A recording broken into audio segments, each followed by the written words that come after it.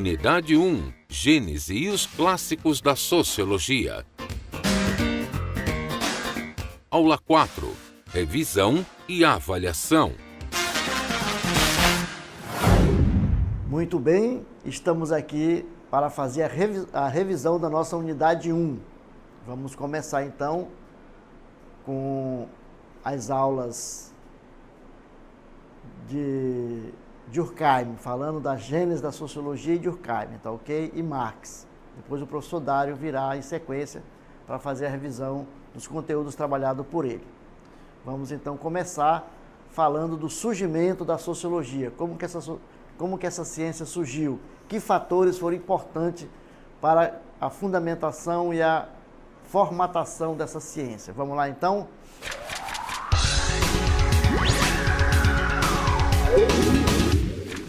Muito bem. Então falávamos que a ciência da sociologia ou a ciência da sociedade, ela surge a partir dos diversos acontecimentos de cunho históricos, sociais e epistemológicos ocorridos no decorrer dos séculos XVIII e XIX na Europa. Esses acontecimentos estão agrupados da seguinte forma. Primeiro, o que chamamos de acontecimentos históricos sociais, que são acontecimentos que proporcionaram as mudanças na estrutura da sociedade, né? E os acontecimentos chamados de epistemológicos, que são aqueles acontecimentos de ordem científico-cultural. Ok? E aí então nós vamos desenvolver cada um desses fatores. Então, os fatores epistemológicos, eles deram uma mudança na maneira de pensar, eles trouxeram nova forma de pensamento, nova forma de você abordar a realidade. Ok? Muito bem. Então, vamos falar dos fatores históricos sociais. Começando com os fatores históricos sociais, nós vamos falar da Revolução Industrial. O que foi a Revolução Industrial? Foi a transformação na maneira de organizar a produção. A Revolução Industrial trouxe um novo modelo de desenvolvimento, um novo modelo de produção dos bens materiais. Além de a Revolução Industrial trazer mudança na organização da produção, ela também trouxe mudanças no que se refere à questão do trabalho, das relações de trabalho. E isso é chamado de fatores de ordem econômica, né? Fatores de ordem econômica. Por quê? Porque modificou a maneira de você produzir. Antes da Revolução Industrial, a produção se dava no campo, porque o meio de produção principal da época era a terra. Então, a sociedade era uma sociedade agrícola, né, baseada na agricultura, no campo, na cultura da terra. Então, a sociedade organizada no sistema chamado feudal. Então, a Revolução Industrial ela traz uma nova maneira de organização social. A sociedade ela vai se transformar numa sociedade rural para uma sociedade urbana. Então, o surgimento das cidades, outras maneiras de produzir, como as indústrias, as fábricas, vão surgir. E as relações de trabalho também vão mudar, né? Então, por isso, chama-se a Revolução Industrial, esse fator histórico-social, como um fator de ordem econômica. Muito bem. Dentre os fatores históricos e sociais, nós temos a Revolução Francesa. A Revolução Francesa, ela foi uma transformação radical na maneira de organizar o poder político. Então, a Revolução Industrial, ela traz uma mudança na organização da produção e na organização da cidade, da sociedade, né? Então, nós vamos sair da zona rural e vamos entrar numa sociedade urbana. a Revolução Francesa, ela vai mudar a maneira de organizar o poder. O que a Revolução Francesa traz no sentido da organização do poder? Ela põe fim ao absolutismo monárquico. O que é o absolutismo monárquico? É o poder organizado em monarquias absolutas, onde o rei, né, a rainha ou o rei, eles têm poderes absolutos sobre a sociedade. E existe nessa sociedade a ideia de que o rei, o monarca, ele recebe poderes divinos. E então ele é o representante de Deus na terra. Por isso, ele tem poderes absolutos sobre a população. Ele que faz as leis, né? Ele que faz a justiça e ele que governa, certo? Então, nós temos aí a Revolução Francesa traz essa nova maneira de organizar a sociedade, a organizar o poder político. O poder que está na mão de uma única pessoa, ela vai ser dividida entre vários grupos. Então, os pensadores, principalmente Montesquieu, propõem, né, a divisão dos poderes. Vamos dividir o poder em poder legislativo, poder executivo e poder legislativo, né, e poder judiciário. Poder judiciário, poder legislativo e poder executivo. Então, o poder executivo vai executar, vai governar, o poder legislativo vai propor as leis, vai fazer as leis, e o poder judiciário vai julgar as leis. Então veja que o poder está repartido, está dividido na sociedade. Além disso, quem dá poder ao governante não é mais Deus, mas são os cidadãos, porque a partir de então se elege o representante pelo voto nas urnas, o chamado sufrágio universal, onde cada pessoa vai depositar um voto para eleger o seu candidato, para eleger o seu representante. Então nós temos aí mais um fator chamado de fator histórico e social, que é a Revolução Francesa. E ainda no campo dos fatores históricos e sociais, nós temos o Iluminismo. O Iluminismo, ele busca entender e organizar o mundo a partir da razão. Esse fator é um fator chamado fator de ordem cultural, né? Porque muda a maneira de pensar, muda a forma de pensar. Então, o Iluminismo vai trazer, a partir do Iluminismo vão surgir métodos de investigação, uma nova maneira de ver o mundo, uma nova maneira de ver a realidade social. Então, para isso, nós vamos trazer um vídeo que vai ilustrar o que nós acabamos de falar sobre o Iluminismo.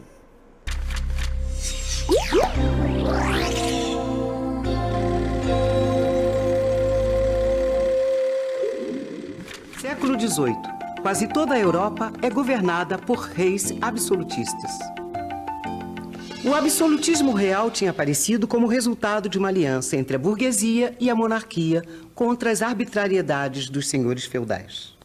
Os reis absolutistas governam seus países de forma autoritária.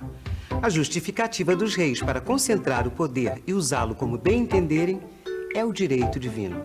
Quer dizer, nessa época se acredita que o poder do rei vem de Deus. Com todo esse poder, o Estado interfere diretamente nas atividades econômicas. Esse sistema é conhecido como mercantilismo. A sociedade absolutista está dividida em 3 ordens ou estados. Em primeiro lugar, vem a nobreza. Em segundo lugar, o clero, ou seja, a igreja. E em terceiro lugar está o resto da população: os burgueses, os artesãos, os operários e os camponeses. Outra característica importante desse período é a intolerância religiosa. Jean-Jacques Génie-Papier, filósofo ao seu dispor. Aqui pediu, pagou, senhor filósofo. Ora, minha senhora, mas Eu sou um pobre filósofo. E eu sou uma pobre taverneira que trabalha duro para pagar os impostos que os nobres, os padres e desocupados como o senhor não pagam. Desocupado eu, minha cara, mas eu sou um filósofo. Eu escrevo minhas ideias para o bem da sociedade. Olha, um dia os meus livros vão ser tão famosos como esses aqui. A senhora conhece? Olha, escute aqui, meu Eu senhor. terei muito prazer de apresentar esses maravilhosos filósofos para a senhora. Sente-se comigo, por favor. Não, eu tenho mais o que fazer. Olha, a senhora conhece Locke? Não, quem é esse? É um filósofo inglês. Imagina a senhora que ele nega a origem divina do rei. Ele diz que a autoridade do rei é baseada no consentimento dos cidadãos. Trocando em miúdos, o que esse tal de Locke diz é que o rei só faz o que quer porque a gente deixa? De certa forma, é isso mesmo. Agora, deixe-me apresentar outro filósofo, Montesquieu. Esse maravilhoso filósofo diz que o governo deve ser dividido em 3 poderes: legislativo, executivo e judiciário. Peraí. Você tá querendo me dizer que esse tal de Montesquieu sugere que o rei não faça ele mesmo as leis? Exatamente. Ele diz que as leis devem ser feitas por um poder à parte e reguladas por um outro poder. Olha que interessante. E o que mais o senhor tem aí? Ah, Voltaire. Esse é muito inteligente, muito divertido. Ele ridiculariza o absolutismo e é inimigo da igreja. Ah, e o meu favorito, Rousseau. E esse fala o quê? Segundo ele, as leis devem ser uma expressão da vontade do povo. Assim, a única forma de governo possível é a democracia absoluta. Muito bem. Então, vocês observaram aí, né, nesse vídeo, que ele traz uma explicação do que é o iluminismo. Como que os filósofos iluministas, eles contribuíram para a formação de um novo paradigma, para um novo modelo de sociedade, um novo modelo de ciência também. Não é isso? Então agora nós vamos ver, nós falamos que a sociologia, a formação da sociologia, a sua gênese, ela se baseia em fatores históricos, sociais e fatores epistemológicos. Então vamos ver os fatores epistemológicos.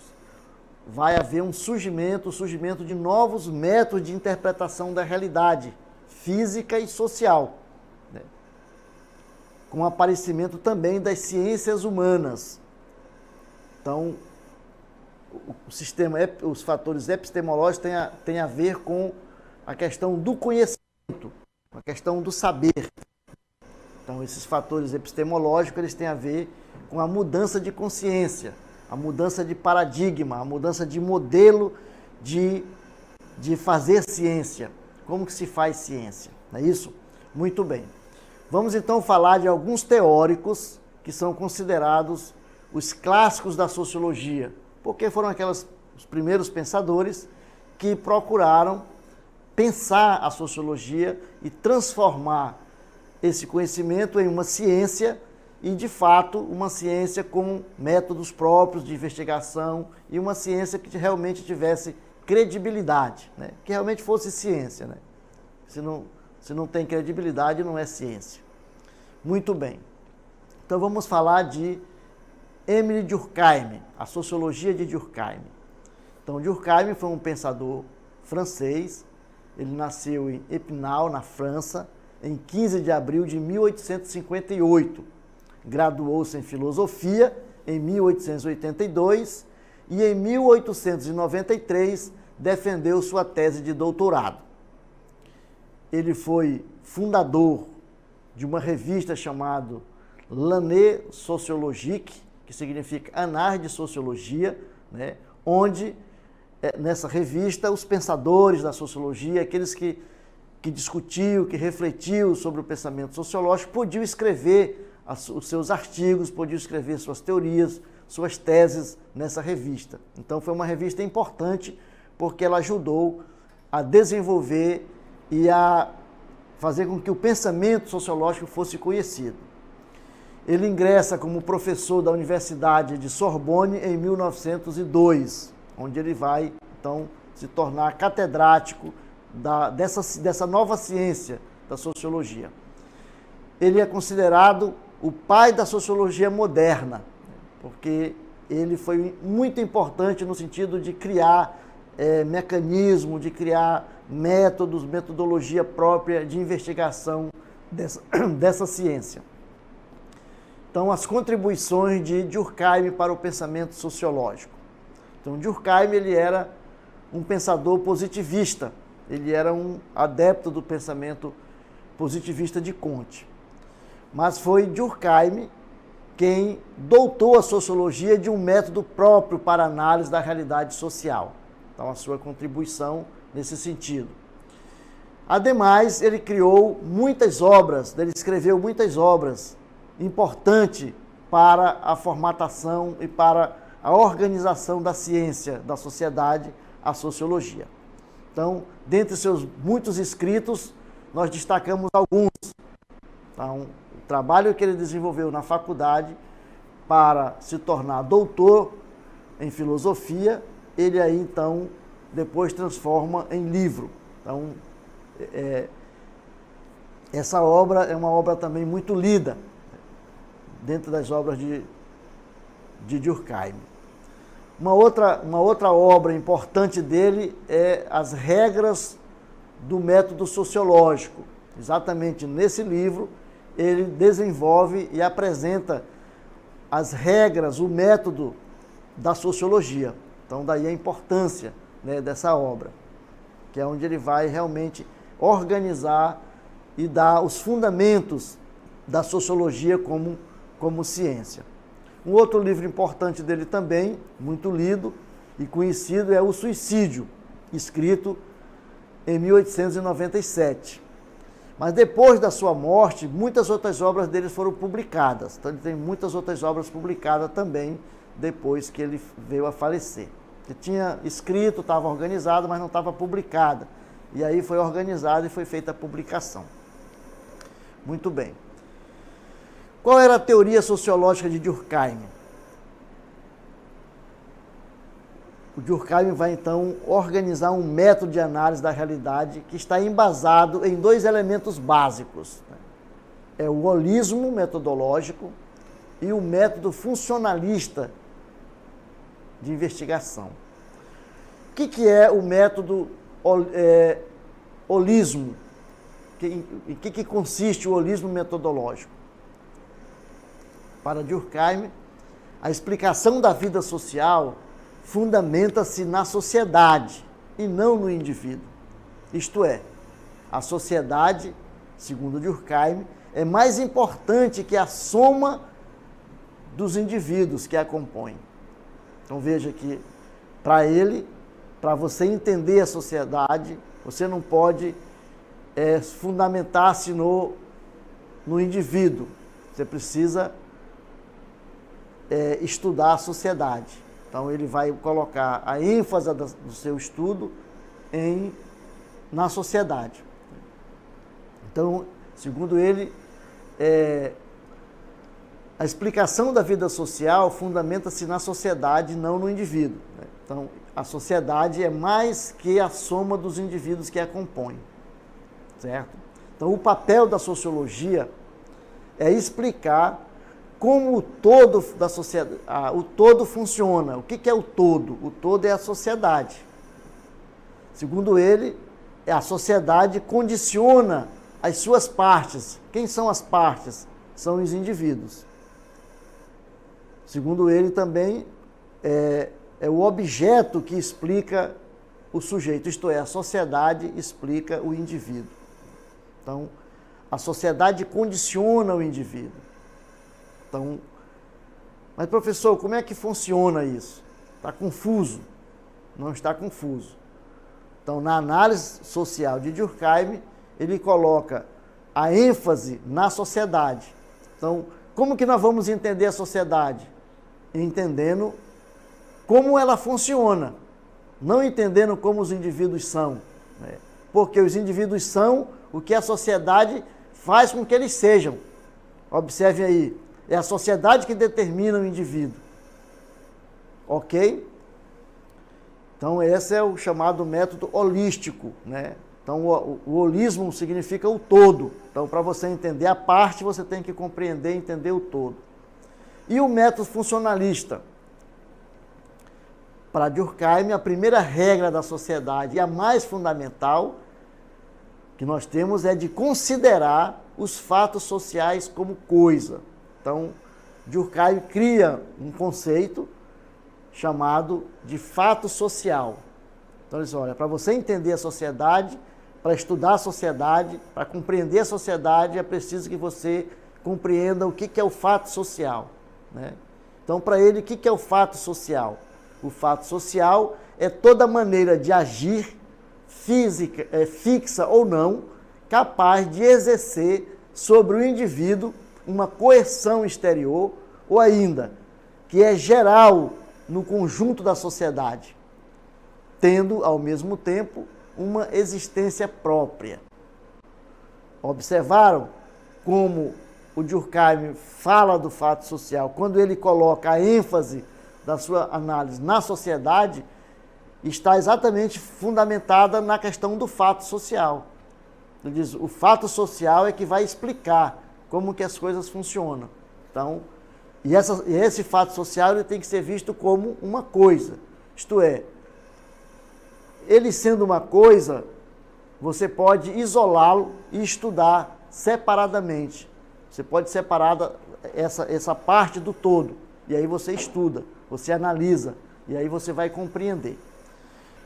Muito bem, então nós dizíamos que o método funcionalista de Durkheim vê a sociedade como um sistema ou como uma máquina, onde cada instituição, como a família, como o trabalho, como a igreja, né, como a religião, como a escola, cada um tem uma função que faz o todo funcionar.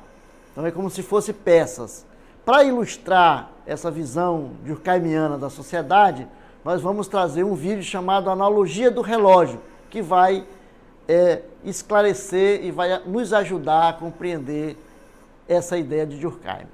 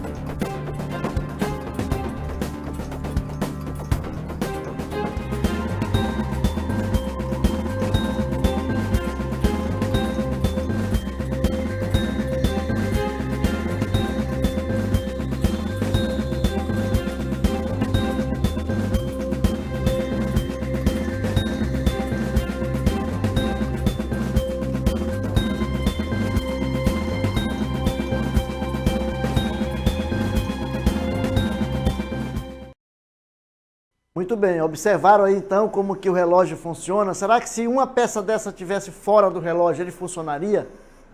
Claro que não. Então Durkheim diz que a sociedade funciona dessa maneira. Muito bem.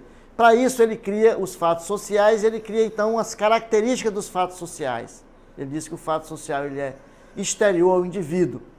O comportamento do indivíduo é determinado pela sociedade e existe independente de sua aceitação ou não.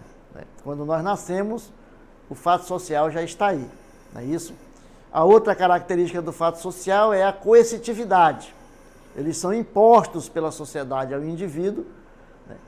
Quando não conseguimos as normas, seguindo as normas e as regras, então nós vamos ser punidos por isso. Então isso é a coerção. Então nós somos punidos se nós não estivermos de acordo com o que a sociedade nos impõe. E a generalidade. Os fatos sociais são coletivos, ou seja, eles não existem para um único indivíduo, mas para todo um grupo e para toda a sociedade. Então, é a generalidade, isto é, o fato social ele é geral.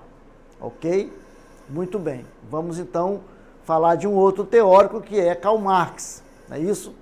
Então, Karl Marx não era sociólogo de formação, de profissão, mas seus estudos contribuíram não só com a sociologia, mas também com a história, com a economia, com a filosofia, com a ciência política, a geografia, entre outras áreas do conhecimento. Então, Durkheim, nos seus estudos, colaborou, né, com o pensamento sociológico, com a filosofia, com a economia, e aí ele tem algumas obras que são importantes que nós possamos conhecer. Então, veja aí, ó, algumas das suas obras.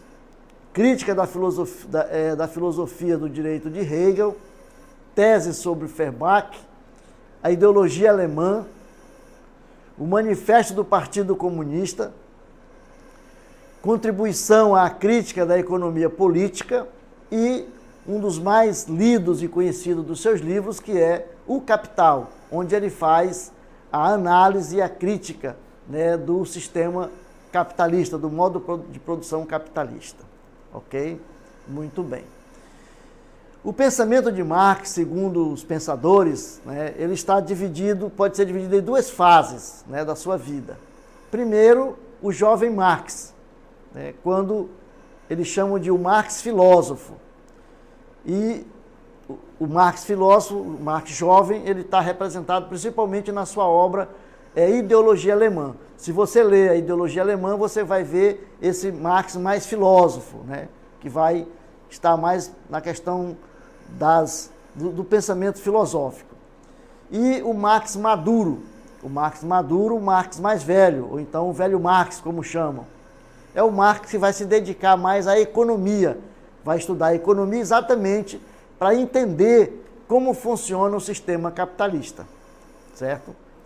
Então, a teoria marxista, ela está fundamentada no chamado materialismo histórico dialético. Então, toda a análise da realidade social de Marx, ela surge com esse método chamado de materialismo histórico.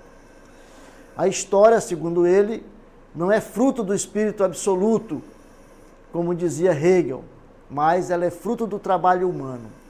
Então, a história ela é feita pelos homens.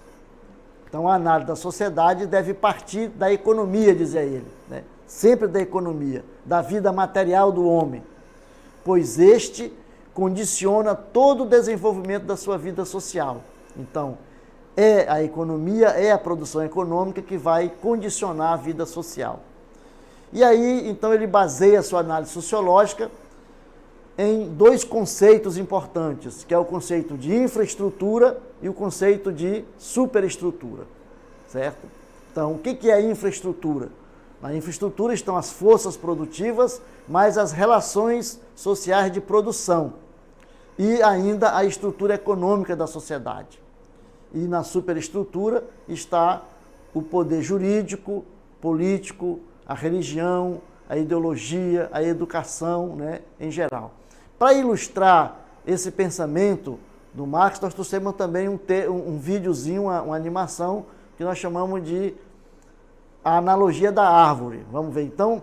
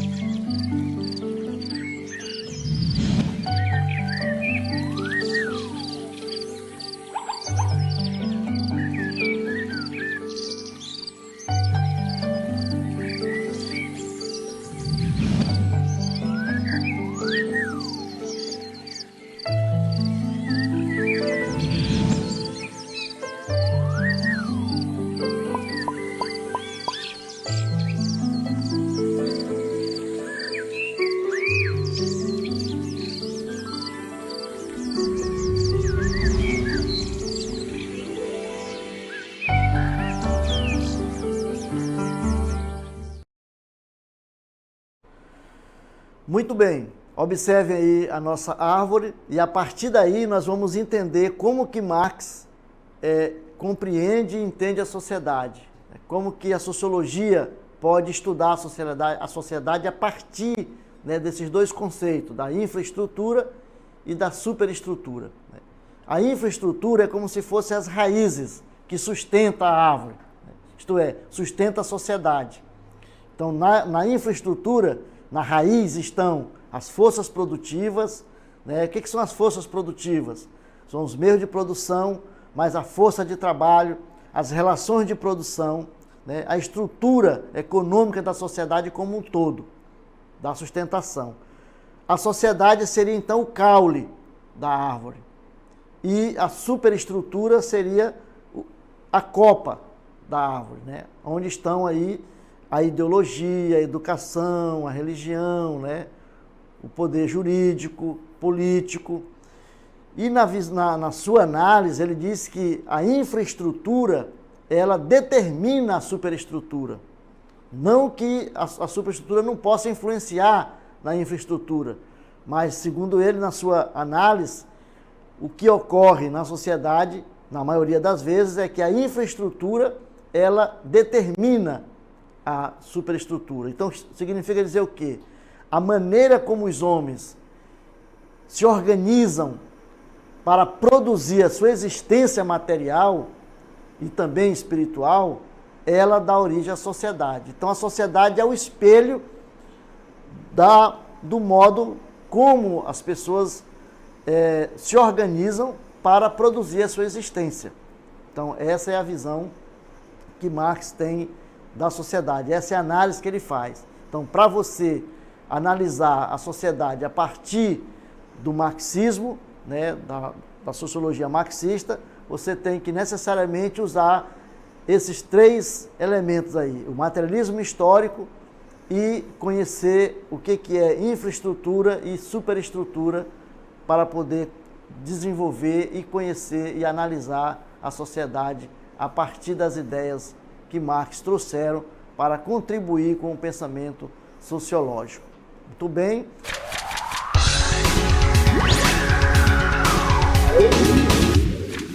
Boa tarde, queridos e queridas alunas. Estamos aqui de volta para darmos continuidade à revisão dos conteúdos apresentados na unidade 1, quando estamos falando sobre a gênese da sociologia. Apresentamos para vocês Herbert Spencer, que foi um filósofo inglês do século XIX, que foi o representante nas ciências sociais e é considerado um precursor da sociologia. Herbert Spencer se baseava nas teorias evolucionistas. Vocês lembram o que é evolucionismo? Que diz que o homem surge dos primatas, dos macacos e vai se desenvolvendo para o Homo erectus, o Homo sapiens, o Homo sapiens sapiens, até chegar aos dias de hoje. Segundo Spencer, se os organismos podem se desenvolver com o passar do tempo, de acordo com leis deterministas e compreensíveis, parece então razoável que a sociedade também o possa. Ou seja, se o homem se desenvolveu por leis que são compreensíveis, que são determinadas pela natureza, para Herbert Spencer, a sociedade humana também poderia se desenvolver da mesma forma. E para isto, ele chamou de evolucionismo social. Spencer criou a expressão sobrevivência do mais apto. Essa expressão, que é normalmente atribuída a Charles Darwin, que é, na verdade, o teórico que construiu a teoria do evolucionismo biológico, mas a frase sobrevivência do mais apto, ela é de autoria de Herbert Spencer, que aplicou à sociologia as ideias retiradas das ciências naturais. O que era utilizado na biologia, nas ciências naturais, Herbert Spencer vai trazer para a ciência social, ou seja, tentar justificar a sociologia através do evolucionismo biológico. Assim como os organismos biológicos, as sociedades humanas, o homem em sociedade também se desenvolveria. Para isso, ele tentou entender e criar teorias para justificar o evolucionismo social. Para Herbert Spencer, existia, portanto, a lei da persistência da força. Segundo Spencer, à medida que as forças vindas de fora continuam a agir sobre o que antes era homogêneo, maior se torna o grau de variedade. Vamos relembrar que nas nossas aulas nós comentamos sobre essa questão de que o ser humano, ao entrar em contato com outras pessoas, com o meio que o cerca, com as coisas que o rodeiam, ele deixa de ser homogêneo e se torna heterogêneo. Por quê? Ele vai recebendo uma variedade de informações. E essas informações que ele vê, que ele ouve, e até mesmo quando ele conversa com outros seres humanos, vai tornando ele heterogêneo. É a lei da persistência da força, segundo Herbert Spencer. Vamos ver o vídeo que nós montamos para você entender melhor.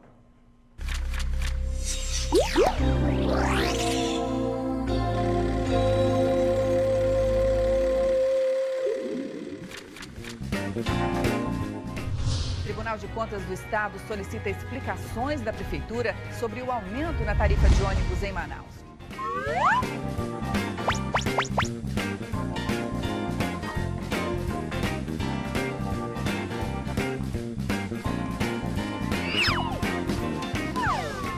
Nós estamos na Arena Amadeu Teixeira para mostrar os treinos das equipes que participam de mais uma etapa.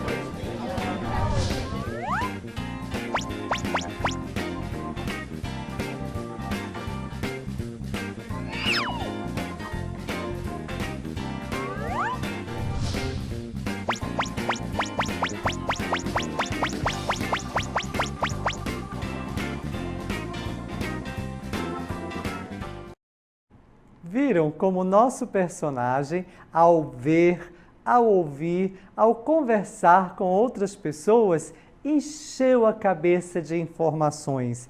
Essas informações fizeram com que ele se modificasse. Ele não é mais o mesmo, assim como você. Depois das nossas aulas de sociologia, com certeza não será mais o mesmo.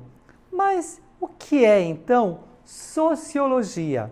Sociologia é a ciência que estuda as relações entre as pessoas que pertencem a uma comunidade ou aos diferentes grupos que formam a sociedade. A sociologia tem como objeto de estudo a análise dos fenômenos de interação entre os indivíduos e as formas que compõem a sua estrutura interna. Veja bem, nesta imagem que vocês têm agora, diferentes pessoas de cor de pele diferente, de raças diferentes, com certeza de comportamentos bem diferenciados. Mas essas pessoas todas pertencem a uma mesma sociedade, a nossa sociedade, a sociedade ocidental. Assim como você, aí na sua comunidade, com certeza nem todos são negros, nem todos são punks. e nem todos também são freiras, né? Então, há uma variedade de pessoas que compõem a sua cidade, a sua comunidade. Essa interação entre esses diferentes grupos que compõem a sociedade é o objeto de estudo da sociologia. E essas estruturas internas, quais são? Dentro da sociologia, nós podemos citar algumas, como, por exemplo, as camadas sociais. As camadas sociais é uma estrutura interna. A mobilidade social é outra estrutura. Os valores, as instituições. Mas o que são instituições? Aqui mesmo, nós na escola, eu aqui ministrando o componente curricular sociologia, você aí estudando, estamos pertencendo neste momento a uma instituição que é a educação, a escola. Mas as nossas normas, as nossas leis estaduais, leis municipais, a nossa Constituição Federal também é uma estrutura interna da nossa sociedade. Só isso? Não. Os conflitos, as, digamos assim, divergências que existem entre esses grupos diferentes dentro de uma mesma comunidade também compõem a estrutura interna, bem como as formas de cooperação geradas através das relações sociais. Tudo isso é objeto da sociologia, mas a sociologia também vai abranger várias áreas da sociedade, muitas e muitas. Fizemos aqui uma relação de algumas dessas áreas que a sociologia pode abranger para estudar. Vamos ver aqui a nossa relação, só para você relembrar?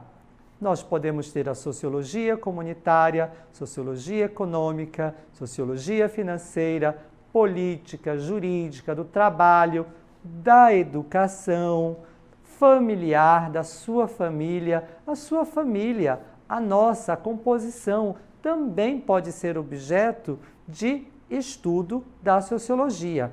Para tudo isso que nós falamos, para todas essas áreas que a sociologia abrange, para que elas sejam estudadas uma a uma, é necessário o quê? Pesquisa. Nós só podemos nos aproximar de cada uma dessas áreas e muitas outras que nós não citamos, mas que são passíveis de aproximação para estudo, é necessário que nós tenhamos em mente a pesquisa. E essa pesquisa, ela vai se fundamentar nos fenômenos que se repetem nas interações sociais. Exatamente. Os sociólogos, eles interpretam os dados obtidos através da observação, de acordo com o tipo de pesquisa desenvolvida. As pesquisas desenvolvidas, elas também têm que ter técnicas, não é só dizer, eu vou pesquisar, eu vou sair. Não, você tem que ter técnicas científicas para observar, para registrar, para entender, compreender, analisar aquele objeto de estudo que você escolheu dentro da sociedade, ou aquela área, no caso da sociologia, de abrangência que você pretende estudar, que você se sente atraído. Por isso, nós usamos métodos específicos. E quais foram os métodos que nós vimos nas nossas aulas aqui? Foi o método quantitativo, que se baseia em análises estatística. O método quantitativo é aquele que trabalha com números, ou seja, transforma números em informações. Lembram disso? 99% dos nossos alunos, uma hipótese, serão aprovados nos exames de vestibulares das universidades públicas. Olha que maravilha! Transformamos um número em quantidade e depois em informação. Isso significa pesquisa quantitativa. Mas tem outro tipo de pesquisa que também é muito utilizado pela sociologia. É a pesquisa qualitativa. Pesquisa qualitativa. A pesquisa qualitativa não vai trabalhar somente com números. Ela já vai fazer uma descrição detalhada de situações e comportamentos. Olha que interessante, né? Então, não esqueçam que nós temos dois métodos que são muito utilizados para dar credibilidade às pesquisas realizadas em sociologia. São as pesquisas quantitativas, lembrem, quantidade, números, ou qualitativas, de qualidade, vai descrever uma situação. Esses métodos foram utilizados por muitos teóricos, tanto no passado, e são usados ainda nos dias de hoje.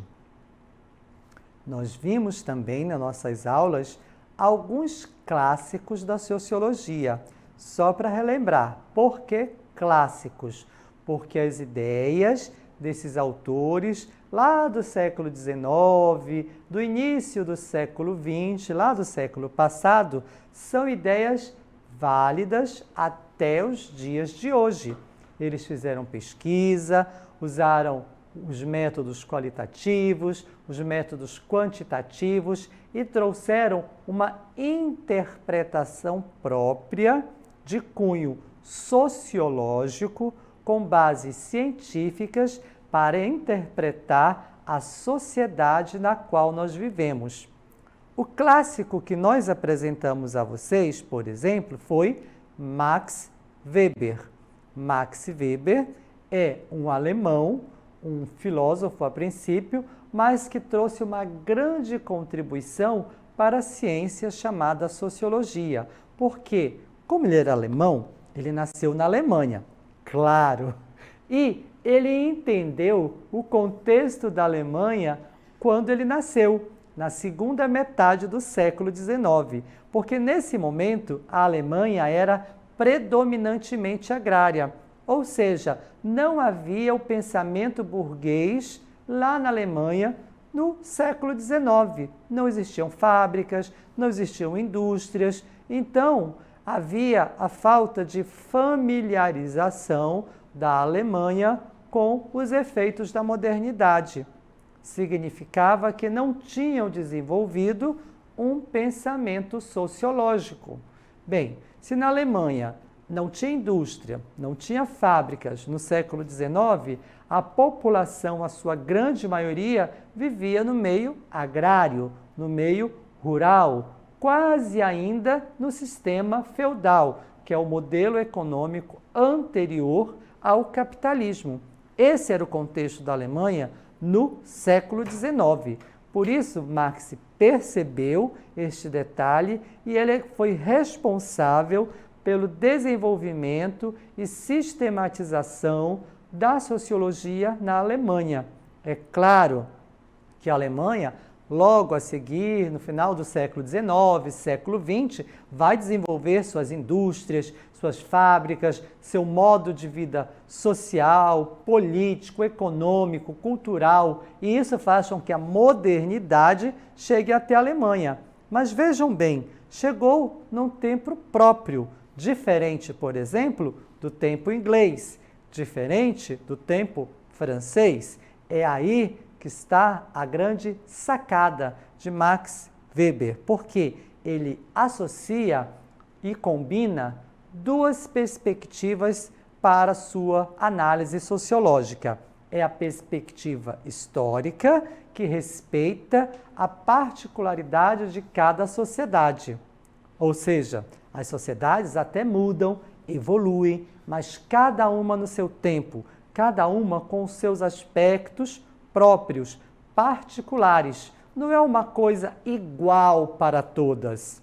Vejam como é interessante a análise de Weber lá na Alemanha do século XIX. É aí que entra a sociologia, porque ressalta os elementos mais gerais de cada fase do processo histórico de desenvolvimento, de evolução de cada sociedade. É muito interessante, Weber. Uma obra muito lida e muito conhecida de Max Weber é quando ele faz a associação do capitalismo, do modelo econômico que nós vivemos hoje, com o protestantismo. O protestantismo é aquele movimento que surge dentro do cristianismo contra algumas, digamos assim, alguns paradigmas da Igreja Católica. E Weber percebe que os protestantes são fundamentais para, digamos assim, substanciar, consolidar de fato o novo modelo econômico que está surgindo. Qual é? O capitalismo. O nome dessa obra de Max Weber nós não podemos esquecer. É A Ética Protestante e o Espírito do Capitalismo. Nesta obra, Max Weber analisa as relações da economia capitalista com a religião protestante. Só para relembrar, alguns dogmas, algumas orientações que a Igreja Católica repassava para a sua comunidade cristã católica eram diferentes das que os protestantes então começaram a divulgar, a propagar. Nós citamos, e é bom que não se esqueça, um exemplo muito claro que recentemente agora nós tivemos. É a festa chamada Carnaval. Os católicos aprovam esta festa. Nesta festa, os cristãos vão dançar, vão comer, vão se divertir, vão gastar dinheiro com algumas coisas, com essa alimentação, com essa bebida, com essa diversão. E isso é aprovado, não é? Depois disso, vem o período que a Igreja Católica chama de Quaresma. Perfeito. O protestante, os evangélicos, têm esse mesmo período? Não, não tem. Eles não aprovam essa aproximação dessas festas que eles chamam mundana. Por quê? Lá você vai gastar e para o protestante você não deve gastar. Você tem que economizar, você tem que trabalhar. É o trabalho que te dá dignidade. Trabalhando, você se afasta das coisas do mundo. Vejam como é interessante. Para o católico, ele trabalha para viver. Para o protestante, ele vive para trabalhar, porque o trabalho não vai permitir que ele se afaste das coisas religiosas, das coisas próximas da religião cristã. Esta é uma percepção que foi, digamos assim, notada por Max Weber. Então, em A Ética Protestante e o Espírito do Capitalismo, Weber faz essa associação para dizer que o capitalismo ele é consolidado com a ética protestante. Mas Weber não somente trouxe essa contribuição para que tudo isso acontecesse, para que essa ética de fato se tornasse mais forte, consolidada dentro da sociedade ocidental ou nos países com maioria protestante, ele tentou entender como é que se dava essas relações entre as pessoas. O que acontecia? Por que elas se relacionavam? Por que elas interagiam entre si, já que a sociologia busca entender a interação que existe entre as pessoas em sociedade. Para essa interação, Weber vai chamar de ação social. Para Weber, não existe oposição entre indivíduo e sociedade. A sociedade, para Weber, não está acima do indivíduo. Não, ela só existe porque o indivíduo também existe. As normas sociais só se tornam concretas quando se manifestam em cada indivíduo sob forma de motivação. Para Weber, todas as ações são motivadas, ou seja, elas têm um porquê. Essa motivação, que também nós podemos chamar de um interesse. Quando eu pratico uma ação, eu tenho um interesse.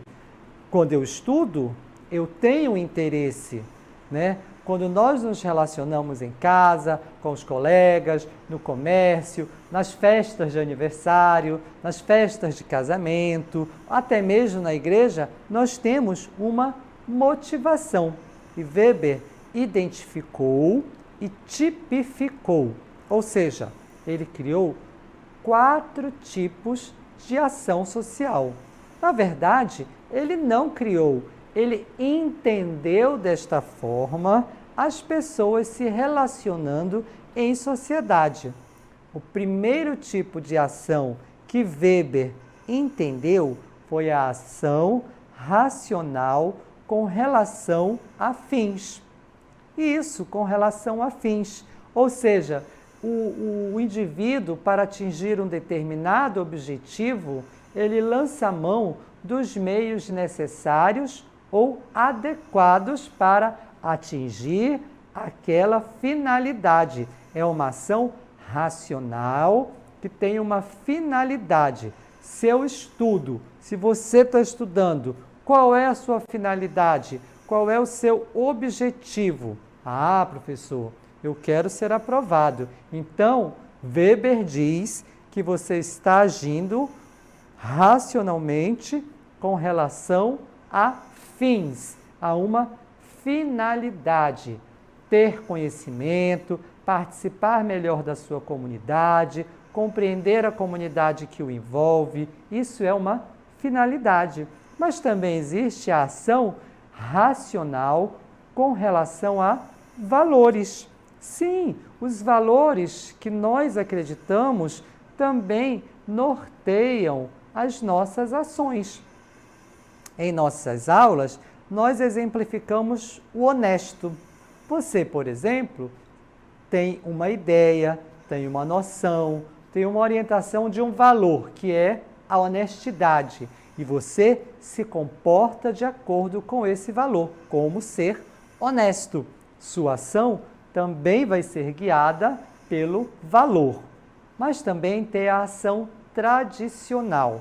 E a ação tradicional, ela é orientada quanto a hábitos e costumes. Sim, eu vou para a igreja porque meu pai é protestante, ou então porque minha mãe é católica. Só por isso, porque hábito é tradição. Então, a tradição também motiva a ação social. E para finalizar, nós temos a ação afetiva. É aquela que é baseada, que é fundamentada simplesmente pela emoção.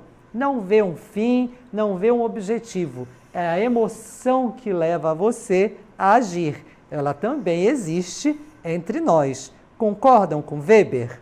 A sociologia compreensiva de Max Weber auxilia-nos, portanto, a entender o mundo social, com base nas ações dos indivíduos inseridos no contexto.